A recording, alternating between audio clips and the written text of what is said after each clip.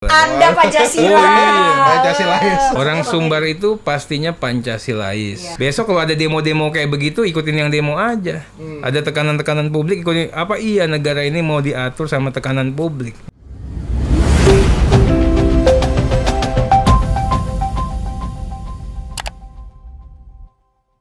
Lu sebagai orang Minang, Bang, gue bukan orang Minang, tapi gue memperhatikan banyak tokoh-tokoh Minang, Bang, yang sangat luar biasa, khususnya di dunia politik gitu, Bang. Nah, lu gimana, Bang? Apakah tokoh-tokoh itu menginspirasi seorang Arteria Dahlan dalam masuk politik, Bang? Karena lu tahu ada Hatta, Tan Malaka, Syahrir, Yamin, itu semua jagoan-jagoan politik yang buat negara ini, Bang, gitu kan? Iya pastilah, tokoh-tokoh bangsa itu Bung Karno itu ya bekerja sama paling enak sama orang Minang. Kenapa? Karena orang Minang itu egaliter. Orang Minang itu penyelesai masalah. Wih. Orang Minang, iya betul. Dan Ini orang Minang itu visioner. Iya. Jadi lebih mudah untuk diajak jalan ke depan. Nah, yang itu yang harusnya menjadi bagian dari pertimbangan semua tokoh-tokoh Minang pada saat ini. Spiritnya orang Minang itu mempersatukan. Spiritnya itu membangun peradaban. Makanya orang Minang itu punya banyak kenangan. Tokoh-tokoh Minang itu pasti dia punya sesuatu yang dia kerjakan, apa yang dia perbuat. Nah ini nih, ngomong-ngomong soal Minang, wah, yang lagi hot. Lu kayaknya habis pulang dari sana ya, Bang ya? Gue tuh tiap bulan ke sana karena gue punya rumah di situ, rumah nyokap. Tapi beberapa hari terakhir ini lu habis dari sana kan? Iya, ini kebetulan setelah COVID baru bisa nyokap ke ini udah 6 bulan pas nih. Oh, itu bareng nyokap juga ke Padang. Iya, bareng nyokap. Biasa kita tiap bulan nyokap tuh kadang-kadang mau makan. Yuk kita makan yuk ke Bukit Tinggi, kita jalan, besoknya balik lagi. Nah ini nih ngomongin soal Minang, ngomongin soal Bukit Tinggi, jalan-jalan yang paling hot nih ya, Bang ya. Kemarin tuh rame kan, ada pernyataan bosnya Bang Terry soal Sumatera Barat mendukung negara Pancasila. Nah, kita mau tanya itu, Bang. Lo hafal Pancasila nggak, Bang? Sila keempat apa, Bang? Sila Ya keempat pasti gue hafal. Coba, Bang. Coba apa, Bang? Apa, Bang? Hikmat kebijaksanaan dalam permusyawaratan perwakilan. Anda Pancasila. Oh, iya. Pancasilais. Pancasilais Kan berarti. gua kan badan sosialisasi Berarti MPR. Tidak diragukan ya. Iya. Tidak Papilar, diragukan. papilar. Papilar. Tidak Papilar. diragukan. Orang Sumbar berarti Pancasilais. Salah satunya Orang Bang Sumbar Terry. itu pastinya Pancasilais. Iya. Kan? Tapi sekarang Pancasila itu tidak hanya dihafal. Nah, itu dia. Pancasila harus jadi satu hembusan nafas dari kehidupan kita. Bung Karno, kemudian juga Bung Hatta dan tokoh-tokoh Minang lainnya pada saat itu ada Pak Syahrir, Umi Rasuna Said dan sebagainya, Agus Salim. Itu bicaranya adalah bicara tentang kita, nggak pernah bicaranya tentang kami. Artinya konteksnya itu betul-betul konteksnya keindonesiaan. Nah ini yang harusnya kita coba kembalikan. Bukannya saya katakan Minang nggak Pancasilais. Yang dikatakan Mbak Puan itu kan sebenarnya benar. Ya, dulu Pancasilais. Tidak hanya hafal Pancasila, tapi memang semua orang melihat bagaimana kebinekaan itu di Minang. Bagaimana kehebatan untuk menghadapi perbedaan pendapat itu di Minang. Tapi sekarang kan kita harus akui juga, yang tahu ini adalah kami-kami yang ada di PDI Perjuangan. Kenapa? Karena tempatnya kaum marginal, tempatnya orang yang teraniaya, orang luka, orang tersakiti, minoritas itu di PDI Perjuangan.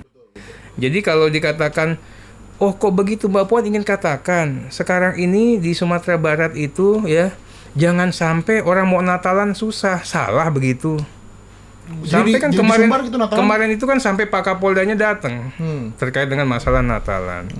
Bagaimana masalah pendirian rumah ibadah, bagaimana masalah perda-perda syariah, bagaimana sekarang ada Satpol PP syariah wacananya. Ya, nggak ada yang salah. Semuanya hebat di Minang itu. Tapi Mbak Puan itu ingin menyempurnakan. Agar apa? Agar yang kita katakan senior-senior para pendahulu kita ini, tokoh-tokoh kita yang dulu itu juga betul-betul bangga melihat Minang saat ini. Gitu. Jadi sebenarnya kalau kita tafsir positif, semuanya harus berterima kasih. Apalagi ini acaranya kan penugasan Mbak Puan tuh pimpinan partai, kepada calon kepala daerah yang namanya petugas partai untuk membumikan panji-panjinya PDI Perjuangan, perjuangannya PDI Perjuangan di bumi Minang itu seperti itu. Ini kan bagian dari ciri visi misi program kampanyenya PDI Perjuangan melalui Pak Mulyadi pada saat ini. Nggak ada yang salah kalau kita lihat secara apa ya, secara objektif lah. Iya. Tapi kan sebenarnya Pak Mulyadi itu sohib Bang Terry juga di Komisi 3. Ada omongan apa tuh Bang sama Pak Mulyadi? Pak Mul ini namanya pemimpin itu diuji. Ini baru ujian pertama. Bagaimana Pak Mul itu menghadapi tekanan. Ya, kalau dikatakan kita ini mau menang, pastinya mau menang. Tapi juga bagaimana Pak Mul bisa meyakinkan publik, bagaimana Pak Mul itu akan berada pada baseline terakhir ini terkait dengan untuk memperjuangkan kaum marginal dan minoritas.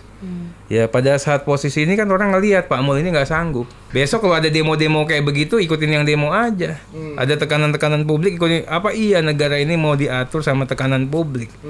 Negara ini kan punya alat kelengkapan negara. Yang bicaranya benar salah itu ya DPRD. Ya kan? Kalau bicaranya banyak-banyakan umat nih, DPRD. Bukannya yang seperti tadi, ada yang seperti ini baru demo segini, demo ini.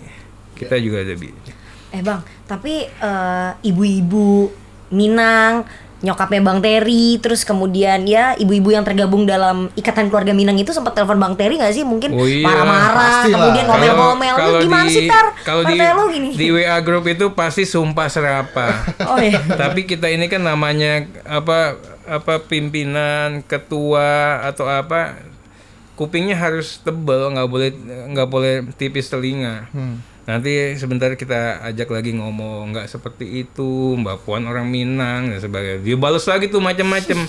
Kita harus tabah. Tahu kan, ibu-ibu ya kan? Kalau lagi ngomel. Iya, ibu-ibu itu nggak boleh dilawan. Ya kan diikutin aja. Ntar besoknya 24 jam berikutnya juga ada baik lagi sama kita. Gitu loh. Yang penting kan aspirasi sumpah serapahnya ditampung dan didengar. Orang Minang ini kan juga nggak pendendam. Jadi Bang Terry jadi pemadam kebakaran lah ya di sana urusan Pancasila dan sumber ini ya Bang ya? Enggak juga, itu bagian dari dialektika. Pemimpin itu harus siap dengan menghadirkan sentimen-sentimen negatif. Tugasnya pemimpin kan begitu. Kalau sentimen-sentimen positif aja kita main sama tim sukses. Gitu loh. Jadi ya kita harus terbiasa untuk itu. Bang, tapi tadi lu sempat bilang bahwa dulunya Sumbar itu adalah salah satu kota yang visioner gitu ya, kota yang visioner yang sangat Pancasilais, melahirkan tokoh-tokoh yang plural gitu Bang. Dan sekarang kan tadi lu sempat bilang ada pergeseran dikit lah gitu Bang.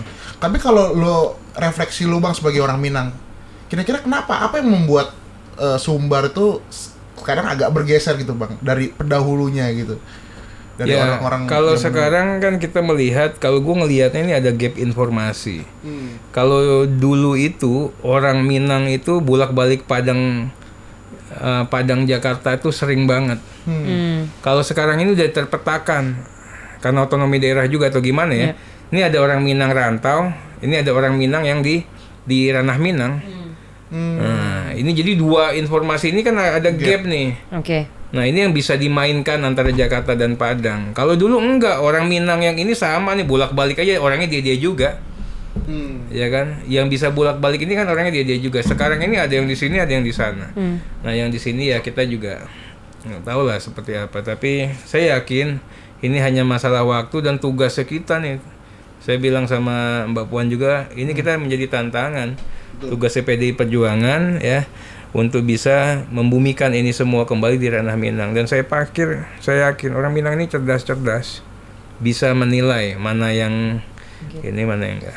Tapi kenapa ya sentimennya itu tinggi sekali gitu loh Bang? Karena kan jembatan udah dibangun sama Pak Jokowi, jalan, infrastruktur, semuanya itu udah dibangun. Kenapa kemudian sentimennya orang Minang yang di sana itu lebih tinggi gitu loh Bang?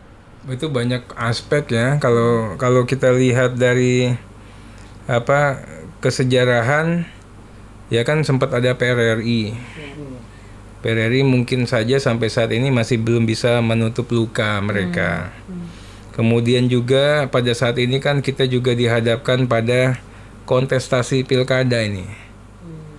kontestasi pilkada, dan jangankan di Minang, di Jakarta aja bisa isu Ahok jalan. Dan itu terjadi. Kalau bagi saya ini hal yang biasa.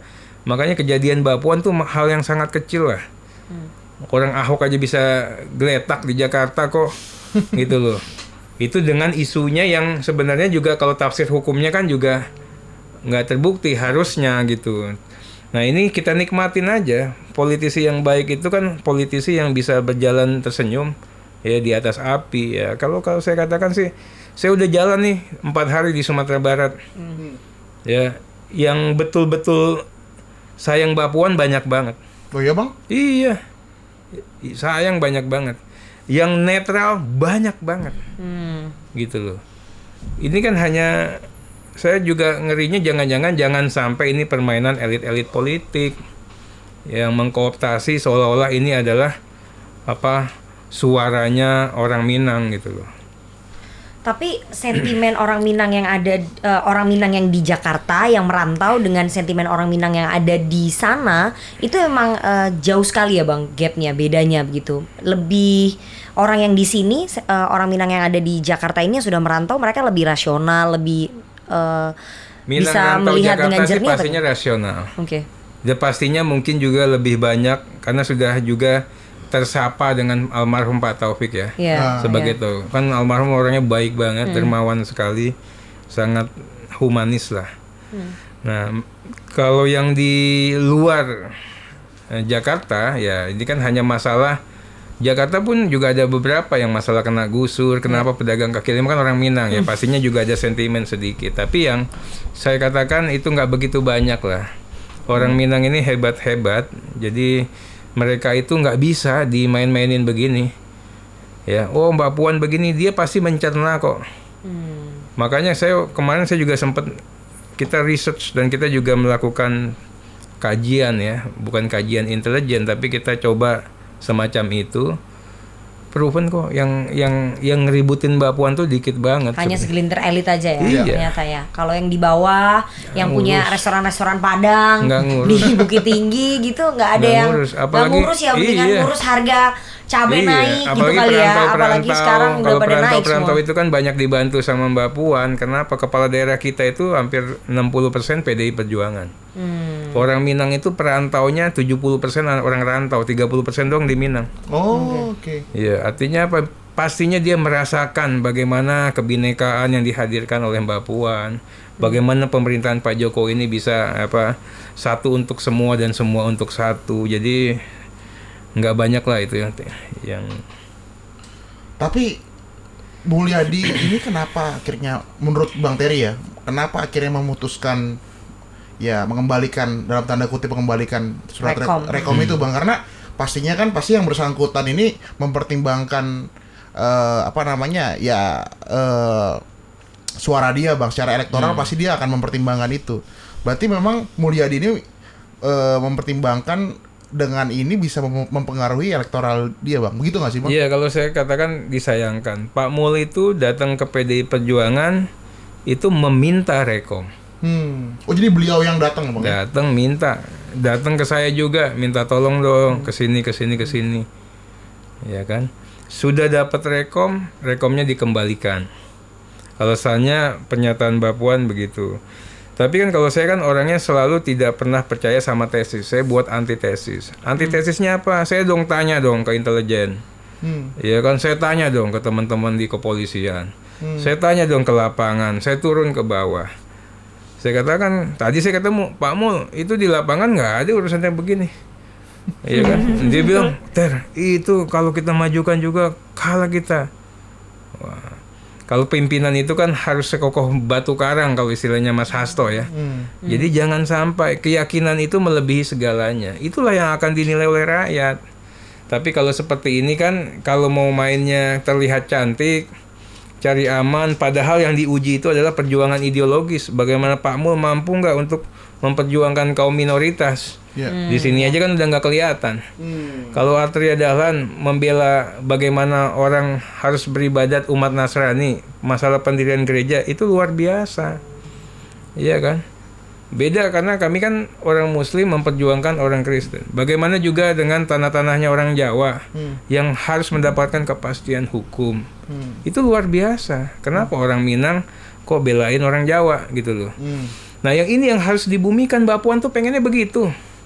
Bagaimana yang hak ini tetap hak, ya kan? Bagaimana hukum negara ini harus hadir di atas apapun. Tetap yang namanya adat Basandi Sara Basandi Kitabullah itu tetap itu hukum mati tuh. Harga mati, bukan hukum mati, harga matinya orang Minang. Tapi juga ini kita harus pastikan inline dengan hukum negara. Nggak ada yang beririsan itu SBK itu yang dengan hukum negara. Ini yang coba kita pertegas, jangan sampai nanti dipertentangkan dan dinegasikan adanya hukum negara dengan hukum-hukum yang dibuat di lokal. Tapi Bang Terry ini banget ya, kayaknya paham banget nih soal konstelasi perminangan gitu Bang. Kalau ke depan ditantang maju DPR dari Sumber, berani nggak Bang? Saya tergantung penugasan partai. Ya, tapi saya kalau disuruh kayak gitu saya ya, mohon waktu. Diplomatis banget ya, politisi banget jawabannya.